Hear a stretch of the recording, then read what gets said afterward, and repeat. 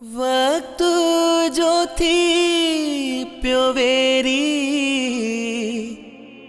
दर्दन करा खुदा कायनात जे सभिनी सोणनि खां मुंहिंजे महबूब खे सोणो ठाहियो आहे। अॼु त सेज ते वेठल मुंहिंजी पारस खे ॾिसी चंड बि शर्माईंदो हूंदो। पारस, कुंवार जे लाल जोड़े में तोखे ॾिसण जी सिक मूंखे सालनि खां हुई ऐं तुंहिंजी मोहबत मुंहिंजो नसीब। इन लाइ मूं पीरनि ते पड़ बि बासिया। मिठी तुंहिंजे हथ जी हिन ऐं रुखसारनि जी लालाण इमरान जो अकुल ख़ता करे छॾियो आहे। तुंहिंजे हुस्न जी चिटाई अॻियां चंड जी चांडाण बि तमामु घटि आहे।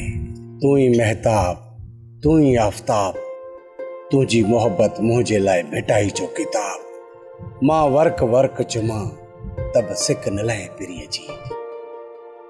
अॼु त तूं मूंखे मेंदरो थो लॻी मासात, पर मूंसां मोमल वारी कार न कजांइ।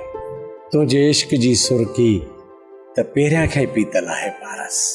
मेंदरे वारी कार जी तोसां कयां त मां पंहिंजे प्यार अॻियां काफ़र थी मरां। अहिड़ियूं ॻाल्हियूं न कर मासात, मूं त तोसां मज़ाक कई। बाक़ी मूंखे ख़बर आहे त तुंहिंजो मूंसां केतिरो प्यार आहे। पारस, दिल जे चवण ते हिकु अर्ज़ु कयां, जे रही नथी त तुंहिंजी मोहबत मिली आहे हाणे। मां सरे ई आहियां इमरान। तुंहिंजो हर हुकुम मुंहिंजी अखियुनि ते। हा, मुंहिंजे दिल जी धरती वरियनि खां वीरान हुई पारस।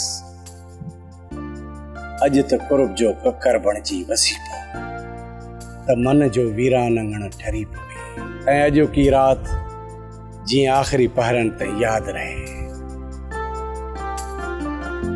पारस, हाणे त शर्माइण वारियूं हदूं सभु पार करे आया आहियूं। पोइ बि कुर्ब ॾियण में कंजूस पाई थी करे।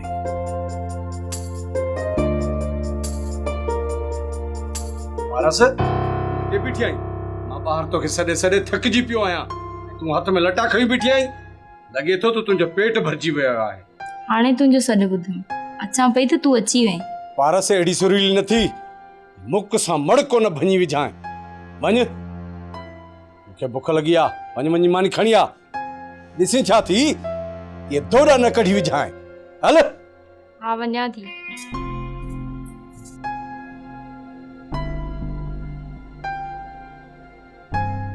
ड्रामा सीरियल सिलसिला मोहब्बतुनि जा तमाम एपिसोड्स ॾिसो हाणे HD क्वालिटीअ में। विज़िट करियो असांजो YouTube channel Sindh TV HD drama. Subscribe कयो असांजो official YouTube channel Sindh TV HD drama ऐं वधीक अपडेट लाइ बेल आइकन खे क्लिक करियो।